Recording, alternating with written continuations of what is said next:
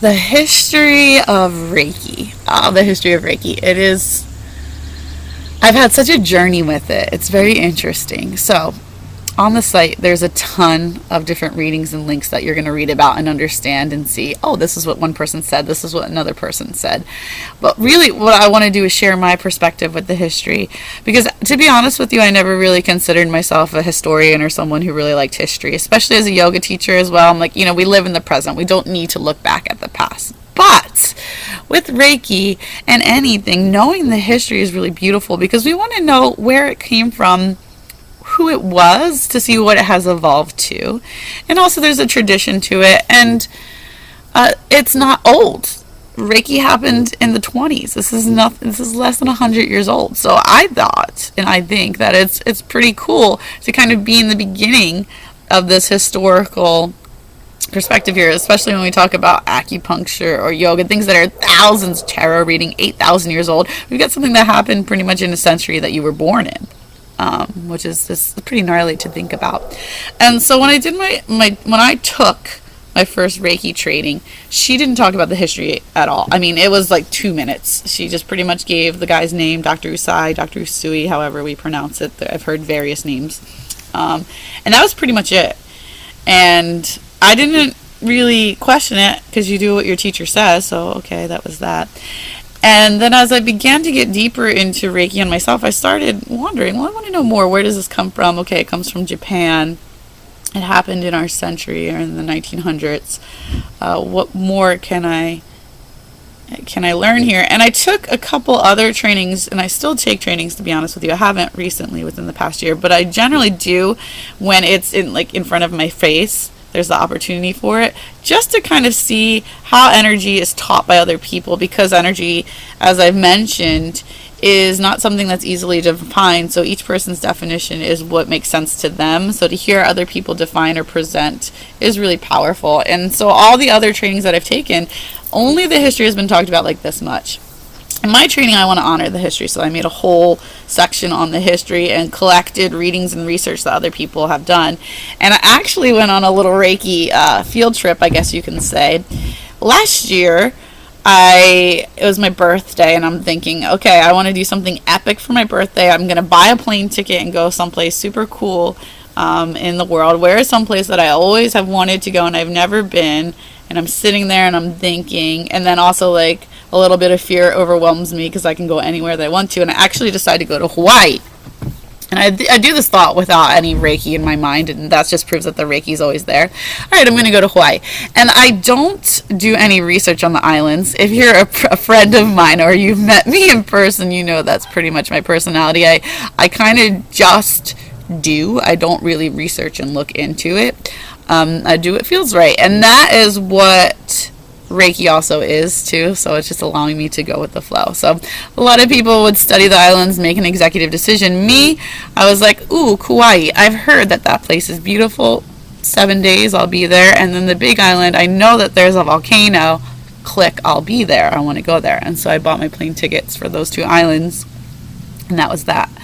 Later on, maybe a couple weeks later, I thought, before I went, oh my God, that is where Madame Takata started Reiki.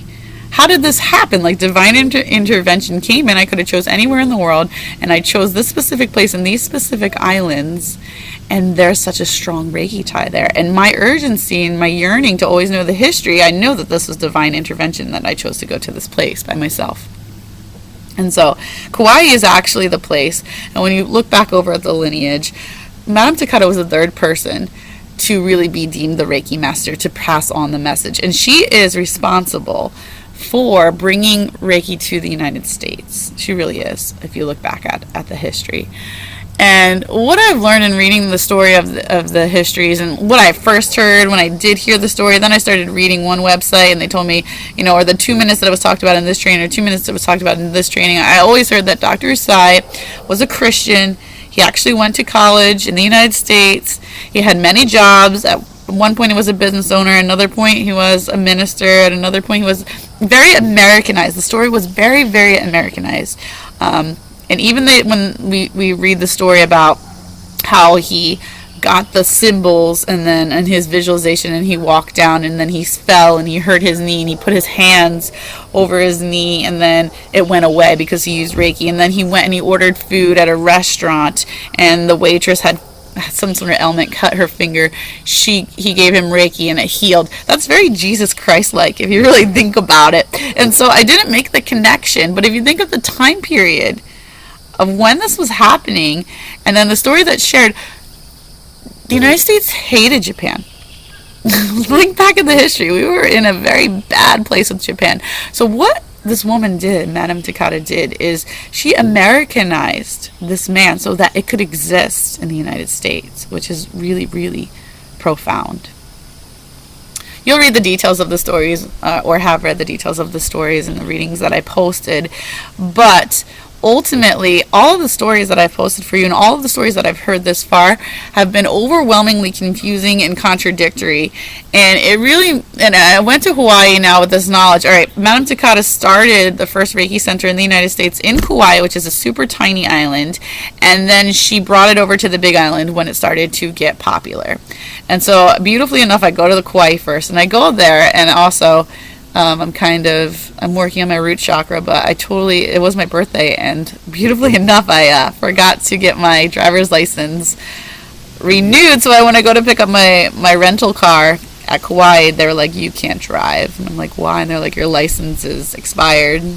Oh, oops. And I was traveling alone. And if you've ever been to Hawaii, or Kauai specifically, there's no Uber, there's no transportation system there. It's very expensive. If you take a cab, it cost me like $60 to get to where I was staying on the island. The island has one long road that goes in a circle. You can't drive through it because of its epic scenery and nature and land there. So I was pretty much, for lack of better words, screwed, yet destiny was in my part and put me in one part of the island, and I really could only go where I could walk. That's pretty much what I did when I was there for 7 days. And don't you know that within a mile, so total walking distance, was the temple in which Madame Takata practiced and lived, or attended when she lived in Kauai. It was very close to where she lived.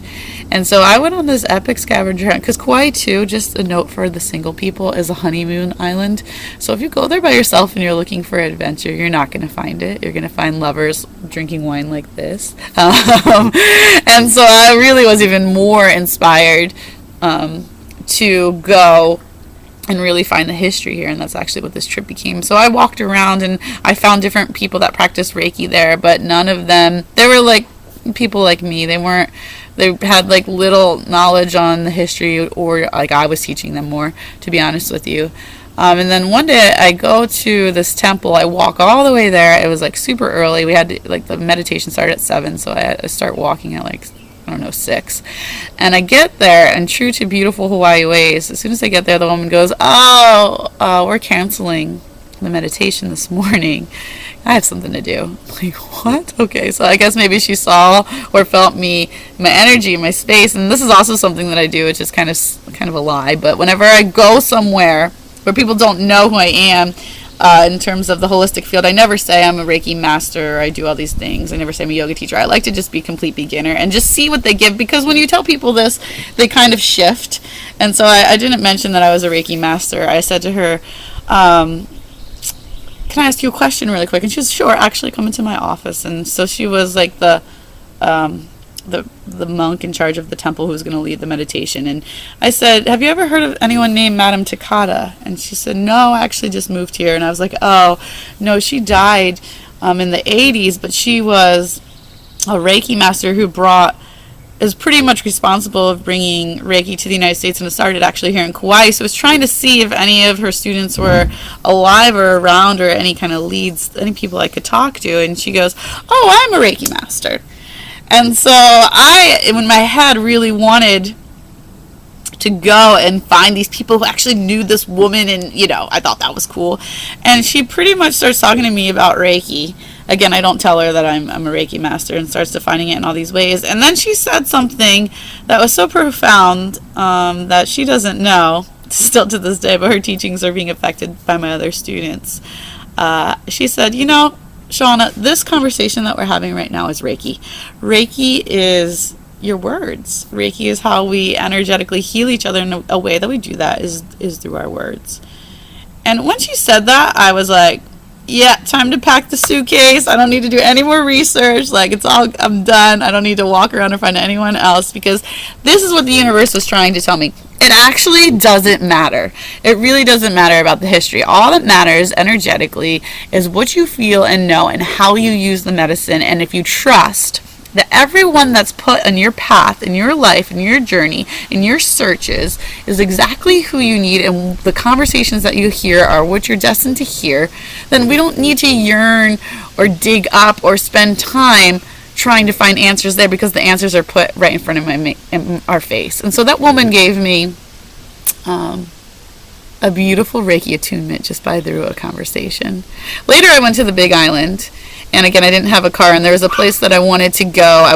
There's actually the first, the address is actually in this class, posted on the page. There's, it was her Reiki clinic, and now it actually is a chiropractic clinic, and they do Reiki there. And only a few people, from what I have heard, have gone there. I actually called them, and I'm like, I want to get a Reiki session. Can I walk around? And the girl on the phone was like, you're so funny. You're like the third person that has called me and asked me. Supposedly this is like some famous place where one of the like first Reiki masters owned. I'm like, yeah. And she's like, oh yeah, we don't know anything about that. And so I found out where it was, and it was too far for me to go without a car. But beautifully enough, as Reiki would have it, a couple months later I got a message to teach Reiki at the Hawaii Yoga Festival on the Big Island. So like angels just wanted me back on that island, and so I go there to teach Reiki. And I had a car this time because I made sure my license was all good.